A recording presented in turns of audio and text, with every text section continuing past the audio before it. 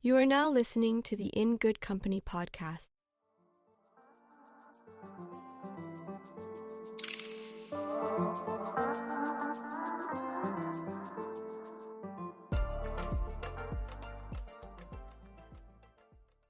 My people, how's life? I hope everyone is keeping well. I hope that you've been productive with your work, your school, your parenting, whatever it is you're doing, to be honest. But I have one very important question to ask you. How are your relationships going? That's the point of this podcast, right? I'm not here to help you advance your career. I'm not here to help you become a superstar or become famous. I'm here to help you enjoy a deeply meaningful life by helping you develop your relationships, helping you maintain and nurture beautiful, wholesome relationships. And so I'm asking you, how have you been showing up in those relationships? You see this episode? I'm coming for everybody. You that you're listening to me, yes, I'm coming for you because we're all guilty of this one thing. We're all guilty of saying, I've been so busy. Oh, I'm so busy. Someone asks you, how are you? Man, I've been so busy. I'm just busy. I'm busy. I do it too. Don't get me wrong. I do it too. I'm not here to point fingers or judge everyone else. I'm guilty of it. This is like a reflective moment for me as well. I'm sensing a shift in our culture and I perceive that it's only going to get worse. Before I get into the episode, podcast news. Planning is still ongoing for the podcast live show. If you are listening to me and you work in an organization or you have a brand, you have a business, you're looking to sponsor the event, please reach out to me. My proposal is ready to share with any and every business, every brand, every organization that is willing to partner with me to bring this incredible event to life. I'm looking at August. And yeah, I'm really excited. So what we're going to do is we are going to pre-register. So I want to put out an interest form, just have a feel of how many people are interested in coming to this event. That would really help me with the planning. And the way I want it to work, I'm going to be starting a newsletter. And in that newsletter, I'll be sharing helpful information that will benefit, everyone in this community. And of course, when the tickets are live for the event, only those that are subscribed to the newsletter will get early access to it. Because, newsflash, it's a free event. So, spaces are limited. And so I want to give members of this community first chance to sign up, to register before I make it open to the public. So yeah, perks like that, because I'm a very nice girl and I love you, my people. I love you guys so very much. Before I get into the episode, I want to tell you a story about my friend. Her name is Onome. For real, that's my friend's name. One of my closest friends in the world. Her name is Onome. Onome is the kind of friend that will fly across continents to be there for the people she cares about. It's something I deeply love about her. It's something that I am actively trying to emulate. And I do that with the people within my immediate environment first. Because if you're someone who isn't used to things like that, you need to ease yourself into it. So I'm intentional about visiting people. If someone just had a baby or just randomly saying to somebody, we haven't seen in a while, can we come see you at your house or do you want to come to us? Just basically finding time to meet with people, link up with the people in your lives. So that's something that my family is doing more intentionally this period. Anyway, back to Onoms, my babe. Onome was here in January, and this is the second time she's coming all the way to the north to see me. For context, she lives in London. I live in Liverpool. And she came all the way. So for those who don't live in the UK, it would take about 5 hours if we're driving. In fact, more than that, if we were driving to London or if someone was driving from London to the north. Even with the fast trains, it would take her nothing less than 3 hours to get to my doorstep. Nothing less than that. And it costs a lot to travel by train. It also costs a lot to travel by driving because you have to put gas in your car. For us, we use an electric car. If we wanted to charge our car mid-travel, goodness, it's so expensive charging your car outside.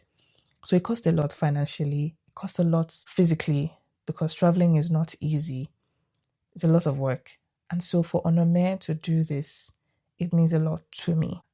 It might look like it comes easy to her, but because I know how difficult it will be for me, I don't take it for granted when someone else does it. It will forever be a big deal. Onome can be dealing with her own thing, but one thing that she's going to do is say, we need to put in some time to see. And we will put in that time and she will be there. I just really love that. And I wish more of us did that. Anyway, so Onome came the week of my birthday, but she couldn't stay till my birthday because she got the dates mixed up. And the reason Onome couldn't stay for one more day is because she didn't want to miss out on her gym routine. How does it feel to be enjoying good company? I'm really glad that you've listened this far into the episode. Now, here's something I want you to do. I want you to rate the podcast. I'll wait. Are you done? Okay, thank you. Now back to the episode. So she has a very strict gym routine, which is also another thing that I think is really cool about her. So when she said that, my mind immediately went to a podcast episode I had listened to where this woman was talking about how being busy is costing us relationships. Now, I'm not saying that Onome is busy, but that thing about the gym made me remember the example that she used about how sometimes we can get so hung up and caught up with our routines and lifestyles that we put those things above relationships. Meanwhile, quite frankly, the gym, your manicure, pedicure, spa days, basketball, football, none of these things will give you that semblance of a meaningful life, of a wholesome life, if you don't have relationships. And so the one thing that will actually make you feel good, you're waking up every day knowing that there are people for you to talk to, there are people who care about you.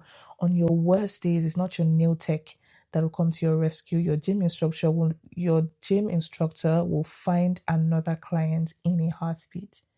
It's the people closest to you that will be there for you on the days where you can't even pick yourself up. So how is it that for the one thing that actually keeps us sane, in fact, there are studies to show the correlation between people in thriving relationships and their good health or recovery post-illness.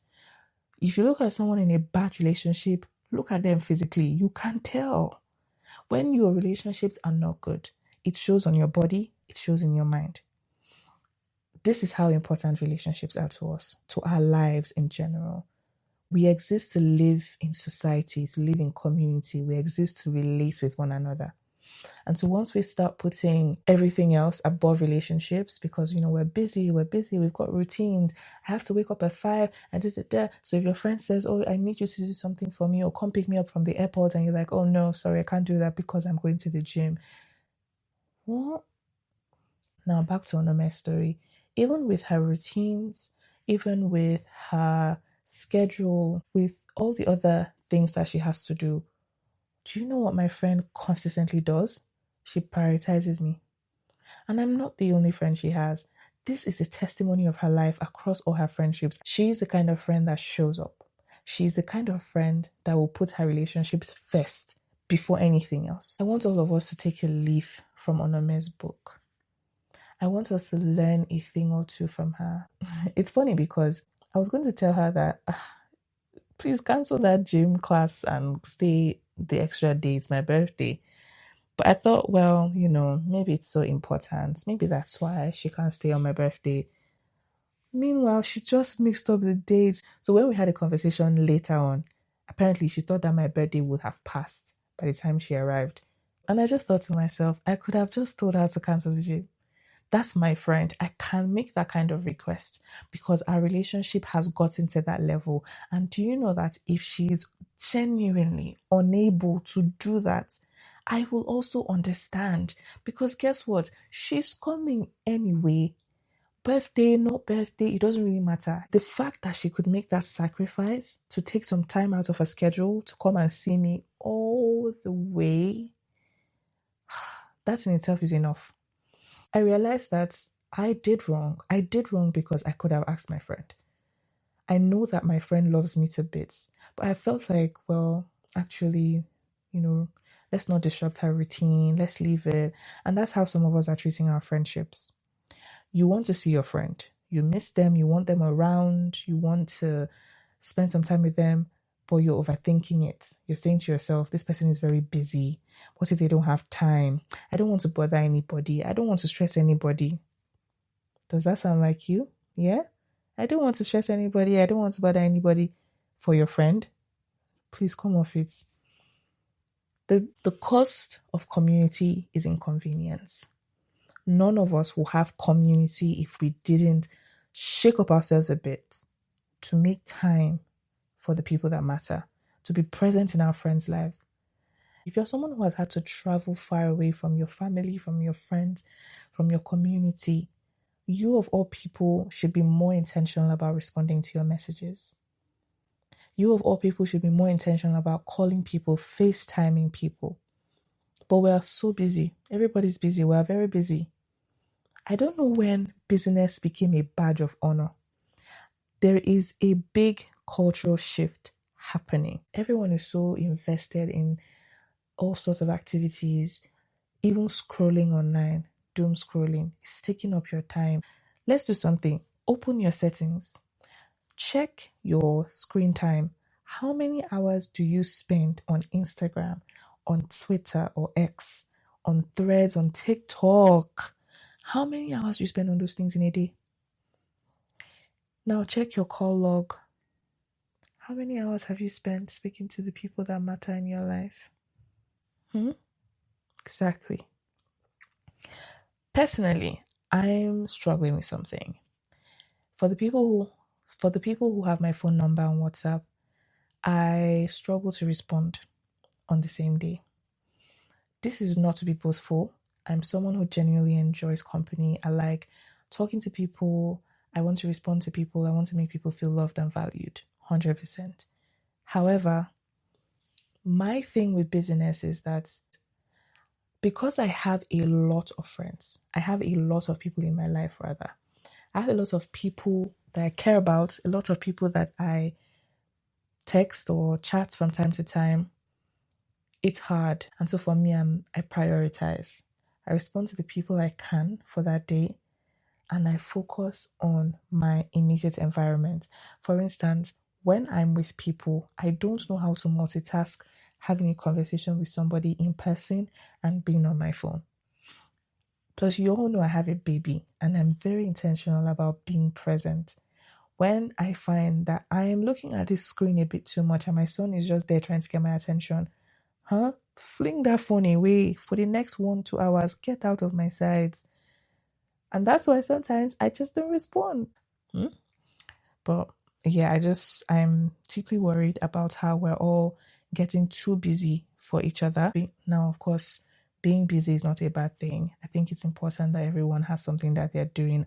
Don't be idle. Pursue your purpose, pursue your career, pursue your dreams, do all the things you need to do. But be mindful that you are not just filling your life with a lot of activity, but you're not really doing anything impactful or purposeful. Quite frankly, you are better off spending time calling your friends, talking to them, catching up with them, than you are convincing yourself that by scrolling on Instagram, you are finding new content ideas, content strategies, but you haven't posted in 3 months. So what are you really doing? Call your friends. The content strategy they are looking for is in that conversation. I miss the days where you could just call people and get information from them. Nowadays, when people have issues, they go to ChatGPT first before they pick up the phone and call their friend and rant. The good old days where you can call your friend, tell your friend your dilemma, and They can help you out.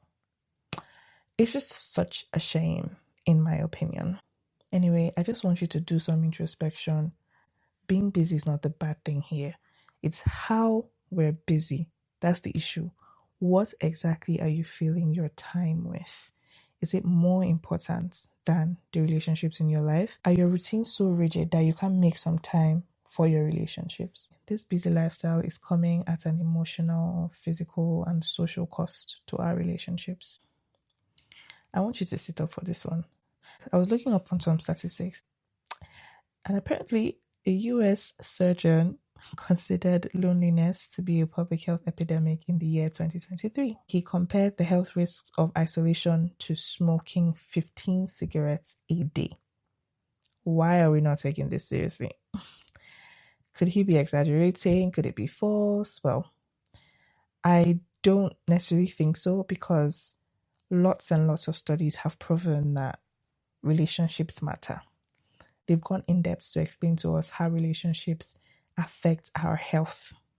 And so this information is freely available online. You can literally just Google. For those of you that are so deeply in love with ChatGPT and the like, you can ask them about the implications of not having good and solid relationships, how that affects your life. Now, 42% of people say that they are not as close to their friends as they would like to be. Not because they don't have friends, but because they don't have time.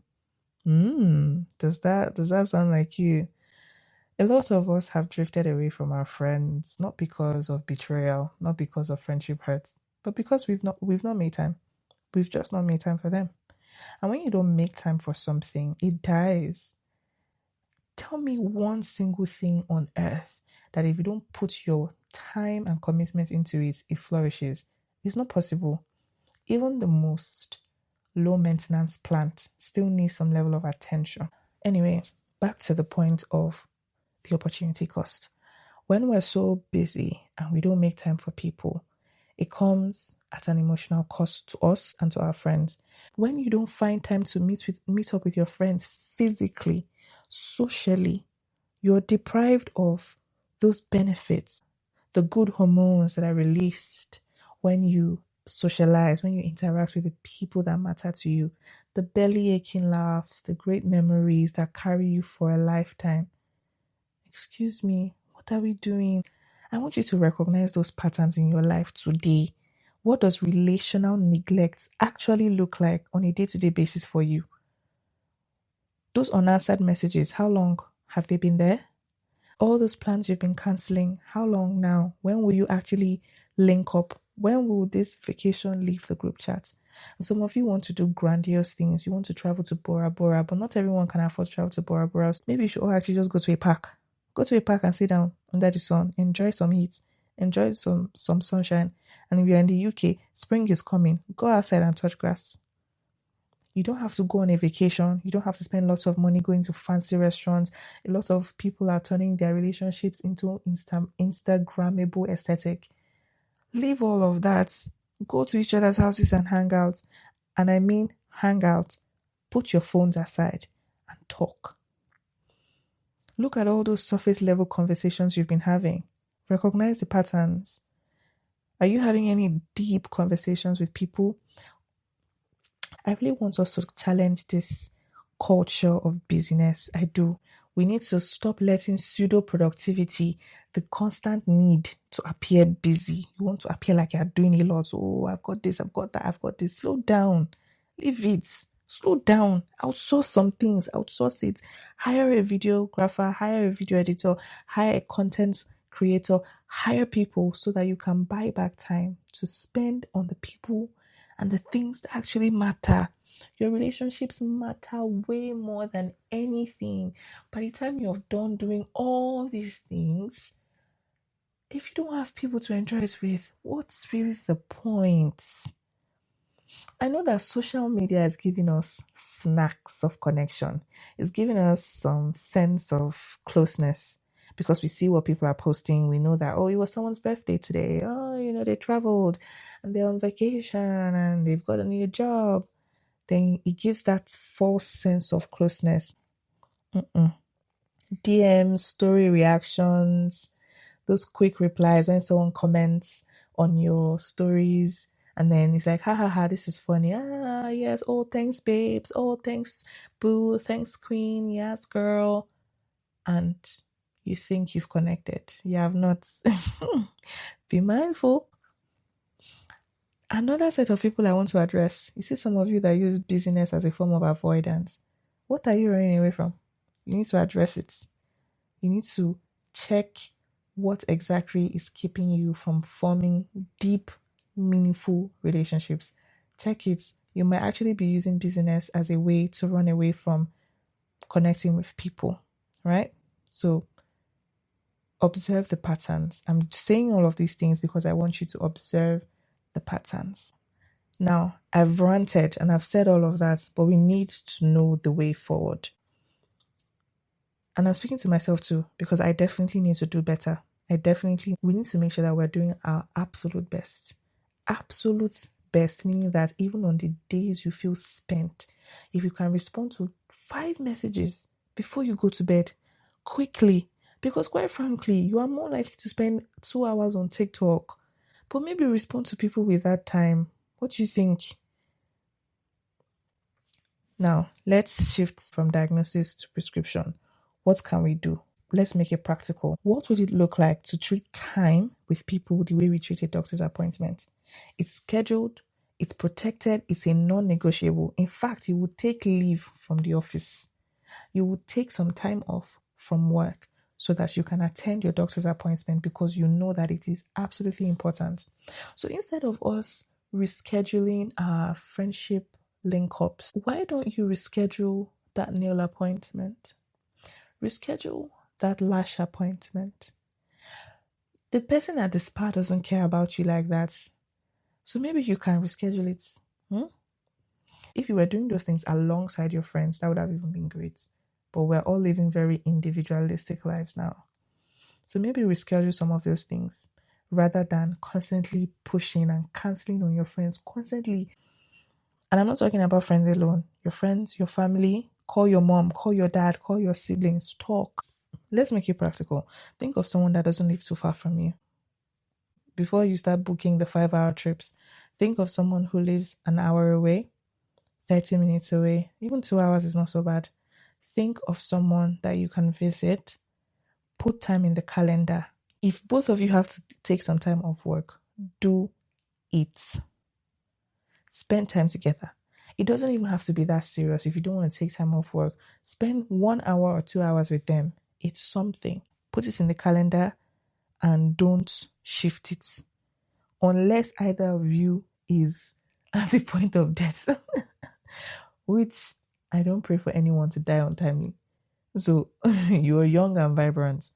Fix that date and attend it. Don't change the date. Don't do it. If your line manager says, oh, we have this thing, we have this gig, we have this person coming to the office, wish them well. And say, oh, what a pity, I won't be there. Because you won't. You'll be having a great time with your guys or your babes. Now, if you want to even make it smaller, I want you to open your WhatsApp. That WhatsApp that you are running away from. Oh, I don't really like opening WhatsApp. WhatsApp gives me anxiety. Okay, cool. They message you on iMessage. You also don't reply. On Instagram DMs, you don't reply. Is it good? It's not good. And then when you respond to people, apologize and explain. Apologize and say, this has been very busy. And listen, I'm talking to myself to trust me on that. Because there are some times where I get a lot of messages. I could have like 30, 40 messages. I cannot, for the life of me, respond to 40 messages in one sitting. Even my Instagram comments, I don't respond to them in one sitting. I'm not saying you should just be on your phone constantly, but let there be some level of effort. So open your WhatsApp, send a voice note to the person whose message you haven't responded to in the past 24 hours or more. Send a message to them, send a text to them, respond to them. Another thing that you can do is to set a reminder for about half an hour, so 30 minutes every day, for you to call anybody. Set a reminder for that. Call X and X friend.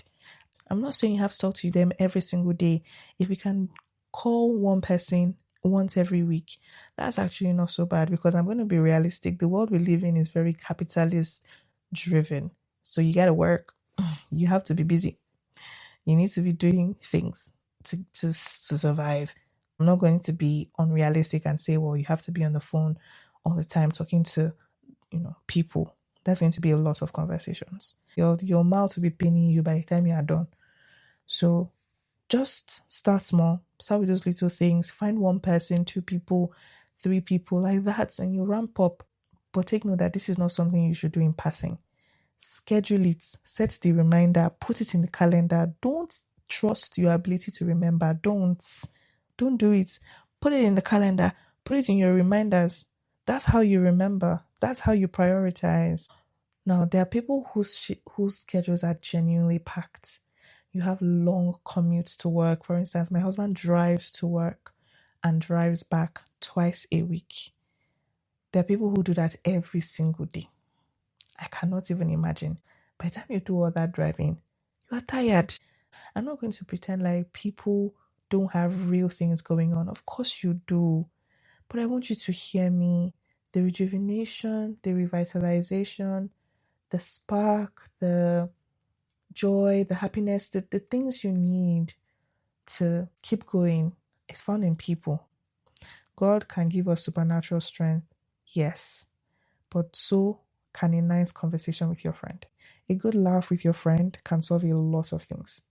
You're feeling sad, you're feeling weighed down, call your friend. Allow them pour into you. Let them pray for you on the days you don't feel like praying. And even on the days where things are going well, especially, this is another set of people. When things are going well, you are MIA because you are busy doing God knows what. But when things are bad, then you want to come and find your friends. Don't be that person. If you want to reap from your friendships, you want to reap from your relationships, you must pour into them, nurture them, give enough so that when it's time for you to reap, you will reap bountifully. And I feel like this episode has been a bit of a ranting session, but really, I want more of us to take this seriously. And I hope that you're able to take small steps this week and beyond.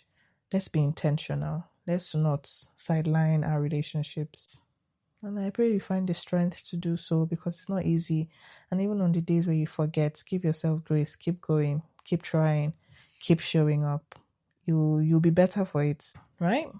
But yeah, keep rocking with the Good Company movement. You guys are really the best. Keep engaging with the content online. We post every single day. It's not easy. We post every single day. And I go live every single month on my personal page. So catch up with my Instagram lives. I talk about different aspects of relationships. It's been an incredible time. People have been saying really positive things about those IG live sessions. So if you haven't joined, do join. Yeah, until next time. Bye.